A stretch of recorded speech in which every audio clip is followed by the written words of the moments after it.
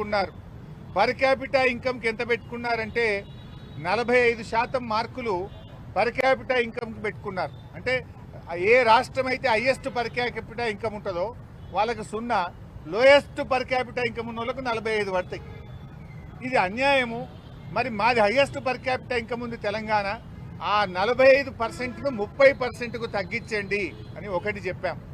2, పన్నుల వసూలు చేయడంలో లీకేజీని అరెస్ట్ చేసి ఎక్కడ కూడా రాష్ట్రానికి వచ్చే పన్నుల్లో అవినీతి లేకుండా, లీకేజీ లేకుండా ప్రతి పైసాను రాష్ట్ర ప్రభుత్వ ఖజానాకు వచ్చేటట్టు చేస్తే దానికి 2.5% వెయిటేజ్ మాత్రమే ఉన్నది. మేము బాగా పనిచేస్తున్నాం. కొన్ని రాష్ట్రాలు అసలు పన్నులే సరిగా వసూలు చేయి, అవినీతి, అక్రమాలు, లీకేజ్ ఉంది. మరి వాళ్ళకేమో ఇన్సెంటివైజ్ అవుతుంది. మేము ప్రతి పైసా ఖజానాకు తెస్తే మాకు నష్టమవుతుంది. పన్నులు బాగా వసూలు చేసే రాష్ట్రాలకు ఇచ్చే వెయిటేజ్ను 2.5 నుంచి 10% పెంచండి. తద్వారా రాష్ట్రాల మధ్య పోటీ పెరుగుతుంది, రాష్ట్రాల ఆదాయం పెరుగుతుంది అనేటువంటి విషయాన్ని ఆర్థిక సంఘం దృష్టికి తేవడం జరిగింది. అదేవిధంగా స్థానిక సంస్థలకు కూడా గ్రాంట్ పెంచండి. కనీసం స్థానిక సంస్థలు, అది rural local bodies, urban local బాడీస్కు 50% పెంచాలని చెప్పి కూడా మేము వారిని కోరాం. ముఖ్యంగా అర్బన్ పాపులేషన్ ఎక్కడైతే పెరుగుతుందో,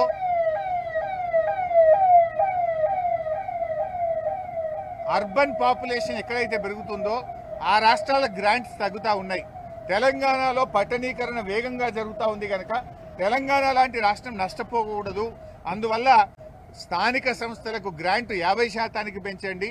పట్టణీకరణ ఎక్కువైతున్న రాష్ట్రాలకు నష్టం జరగకుండా కూడా చూడాలని చెప్పి కూడా మేము చెప్పడం జరిగింది. అదేవిధంగా కరోనా సమయంలో కేంద్ర ప్రభుత్వం మరి క్యాపిటల్ ఎక్స్పెండిచర్ ఎక్కువ చేయాలని, ఎకానమీ పెరగాలని, ఉద్యోగాల కల్పన జరగాలని అధిక అప్పులను రాష్ట్రాలకు ఇచ్చి ఖర్చు పెట్టించారు. అది రాష్ట్రాలకు భారంగా మారింది. ఆ అప్పులను కేంద్రమే తీసుకునే విధంగా రికమెండేషన్ ఇవ్వాలని చెప్పి కూడా మేము కోరడం జరిగింది. అదేవిధంగా తెలంగాణ మరి ఒక ప్రత్యేకమైన పరిస్థితి. కృష్ణా, గోదావరి నదులు 70 మీటర్ల నుంచి 150 మీటర్ల ఎత్తులో ప్రవహిస్తుంది. తెలంగాణ ప్రాంతమంతా కూడా మరి 300 నుంచి 600 మీటర్లలో తెలంగాణ భూభాగం ఉంటుంది. ఈ ప్రాంతానికి నీళ్లు రావాలంటే లిఫ్ట్ ఇరిగేషన్ తప్ప ఇంకొక మార్గం లేదు. అందుకే కేసీఆర్ గారి నాయకత్వంలో పెద్ద ఎత్తున రాష్ట్రంలో లిఫ్ట్ ఇరిగేషన్ ప్రాజెక్టులు కట్టాం. తద్వారా మనము పెద్ద ఎత్తున పంటలకు సాగునీరిచ్చి వ్యవసాయ విస్తరణ జరిగింది. దేశంలోనే అత్యధిక వరి పంట పండే రాష్ట్రంగా కేసీఆర్ గారు తెలంగాణను మార్చిన విషయాన్ని ఆర్థిక సంఘం దృష్టికి తీసుకుపోయాం. అందువల్ల ఈ లిఫ్ట్ ఇరిగేషన్ స్కీముల మెయింటెనెన్స్కు కనీసం ఒక 40,000 కోట్ల రూపాయలు కేటాయించాలని 16వ ఆర్థిక సంఘంను కోరాం.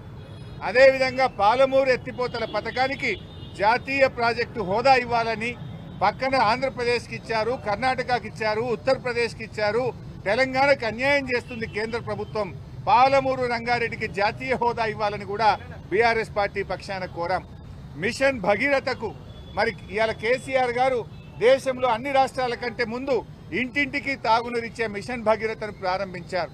ఇది మేము బాగా పనిచేయడం వల్ల మాకు నష్టమైతా ఉంది.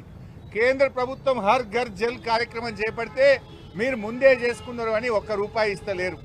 వీళ్ళు ముందే చేసుకున్నారు, వీళ్ళ గ్రాంట్ ఇవ్వండి అని నీతి ఆయోగ్ మరి 19,205 కోట్లు ఇవ్వమని కేంద్రానికి రికమెండ్ చేసినా ₹1 ఇయ్యలేదు.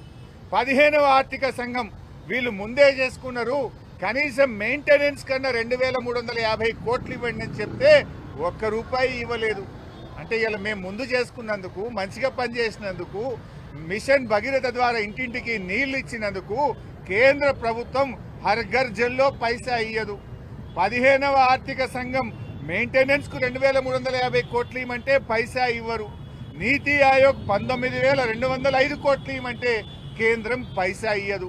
ఈ అన్యాయాలను ఇలా 16వ ఆర్థిక సంఘం చైర్మన్ సభ్యుల దృష్టికి తీసుకుపోయి మాకు ఖచ్చితంగా మిషన్ భగీరథ మెయింటెనెన్స్ కు 20,000 కోట్లు కేటాయించాలని బీఆర్ఎస్ పార్టీ పక్షాన కోరాం.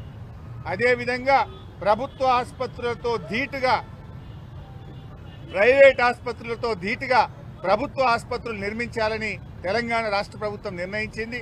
రాష్ట్రంలో పెద్ద ఎత్తున సూపర్ స్పెషాలిటీ ఆసుపత్రులు కడతా ఉన్నాం. మరి పేదలకు కూడా కార్పొరేట్ వైద్యం అందాలని చెప్పి ప్రభుత్వ ఆసుపత్రులను బాగు చేసే కార్యక్రమం చేపట్టాం. దానికి 10,000 కోట్ల రూపాయలు కేటాయించాలని 16వ ఆర్థిక సంఘాన్ని మేము కోరడం జరిగింది. ముఖ్యంగా ఈరోజు దేశంలో అధికారంలో ఉన్న కేంద్ర ప్రభుత్వం ఆర్థిక సంఘం యొక్క రిపోర్ట్లను కూడా తొక్కిపెడతా ఉన్నారు. 14వ ఆర్థిక సంఘం వరకు కూడా ఆర్థిక సంఘం రిపోర్ట్లను యథావిధిగా అమలు చేసిన చరిత్ర ఈ దేశంలో ఉంది. మొదటిసారిగా 15వ ఆర్థిక సంఘం నివేదికను కేంద్ర ప్రభుత్వం పిక్ అండ్ చూజ్ లాగా ఇష్టమున్నవి చేసిండ్రు, ఇష్టం లేని చేయలేదు. తెలంగాణ రాష్ట్రానికి స్పెషల్ గ్రాంట్ కింద మరి 723 కోట్లు, సెక్టర్ స్పెసిఫిక్ కింద 2,350 కోట్లు, స్టేట్ స్పెసిఫిక్ కింద 3,024 కోట్లు, 6,097 కోట్లు ఇవ్వాలని 15వ ఆర్థిక సంఘం చెప్పినా తెలంగాణకు ఒక్క పైసా ఇవ్వకుండా ఇవాళ కేంద్ర ప్రభుత్వం అన్యాయం చేసింది. ఆర్థిక సంఘం యొక్క నివేదికను అమలు చేయకపోవడం అంటే ఇది రాజ్యాంగ ఉల్లంఘన, ఇది కాన్స్టిట్యూషనల్ బ్రీచ్ అనే విషయాన్ని కూడా 16వ ఆర్థిక సంఘం దృష్టికి తీసుకుపోయాం. తెలంగాణ పట్ల ఈరోజు కేంద్ర ప్రభుత్వం మరి ప్రదర్శిస్తున్న కక్షపూరిత వైఖరిని, తెలంగాణకు చేస్తున్న అన్యాయాన్ని 16వ ఆర్థిక సంఘం దృష్టికి తీసుకుపోయే ప్రయత్నం కూడా చేశాం. అదేవిధంగా వరద విపత్తుల సహాయ నిధిని ఇప్పుడు 75-25గా ఉంది. కేంద్రం 75, రాష్ట్రం 25గా ఉంది. దాన్ని గతంలో ఉన్న విధంగా 90-10కు మార్చాలని చెప్పి కూడా బీఆర్ఎస్ పార్టీ తరఫున ఆర్థిక సంఘంను మేము కోరడం జరిగింది. ఇలా చాలా విషయాల మీద కూడా రాష్ట్ర ప్రయోజనాన్ని కాపాడే విధంగా, తెలంగాణ ప్రజల హక్కులు కాపాడే విధంగా, అభివృద్ధి చెందుతున్న తెలంగాణ మరింత అభివృద్ధి పథంలో నడిపించే విధంగా ఆర్థిక సంఘం యొక్క రిపోర్ట్ ఉండాలని, బాగా పనిచేసే రాష్ట్రాలకు అన్యాయం చేయొద్దని, గొంతు నొక్కొద్దని బీఆర్ఎస్ పార్టీ పక్షాన వారికి చెప్పడం జరిగింది. వ్రాతపూర్వకంగా కూడా మా మెమోరాండం కూడా ఇచ్చాం. ఆ మెమోరాండం కాపీని కూడా మీ అందరితో షేర్ చేస్తాం. హరీష్ రావు గారు, మీరు మొన్న ట్వీట్ చేశారు, ఫైనాన్షియల్ కమిటీస్ మీద వేయట్లేదని నేను చెప్పారు. అరికెపూడి గాంధీని పబ్లిక్ అకౌంట్స్ కమిటీ చైర్మన్ చేస్తూ బులెటిన్ ఇష్యూ చేశారు. దీనికి సంబంధించి అంటే ఇది ఒక పెద్ద జోక్. ప్రతిపక్షానికి పిఎస్సి ఇవ్వడం అనేది ఉంటుంది, ప్రతిపక్షానికి పబ్లిక్ అకౌంట్స్ కమిటీ ఇవ్వడం అనేది ఆనవాయితీ. అరికపూడి గాంధీ గారిని కాంగ్రెస్ పార్టీలో చేర్చుకున్నారు కదా, మీరే కండువా కప్పింది కదా. అంటే కాంగ్రెస్ పార్టీని పిఎస్సి చైర్మన్గా చేయడం అంటే ఈ రాష్ట్రంలో ప్రజాస్వామ్యాన్ని ఖూనీ చేస్తున్నారు. ఇలా రాహుల్ గాంధీ గారు చేతిలో రాజ్యాంగాన్ని పట్టుకొని నీతి వ్యాఖ్యలు చెప్తున్నావు కదా, నీ నీతి వ్యాఖ్యలన్నీ డొల్ల. రాహుల్ గాంధీ మాటలన్నీ నీటి మూటలు. రాహుల్ గాంధీ గారు, మీకేమన్నా నీ చేతిలో పట్టుకున్న కాన్స్టిట్యూషన్ మీద గౌరవం ఉంటే తక్షణమే నీ ముఖ్యమంత్రి రేవంత్ రెడ్డిని ఆదేశించు. కేంద్రంలో ఇదే పిఎస్సి ఎవరు తీసుకున్నారు? కేసీ వేణుగోపాల్. కాంగ్రెస్ పార్టీ రాష్ట్రాల ఇన్ఛార్జ్ ఎవరైతే ఉన్నారో కేసీ వేణుగోపాల్ పిఎస్సి అధ్యక్షుడు ఉన్నారు. మీరు ఎవరికి ఇచ్చిండ్రు? బీఆర్ఎస్ నుంచి కాంగ్రెస్లో చేరినటువంటి అరికపూడి గాంధీకి పిఎస్సి ఇవ్వడం అంటే రాజ్యాంగాన్ని నిట్ట నిలువున పట్ట పగలు ఖూనీ చేయడం, ఇది రాజ్యాంగాన్ని పరిహాసం చేయడం. ఇవాళ రాహుల్ గాంధీ గారికి కాన్స్టిట్యూషన్ గురించి మాట్లాడే నైతిక హక్కే లేదు. ఇక పార్టీ ఫిరాయింపు కోర్టు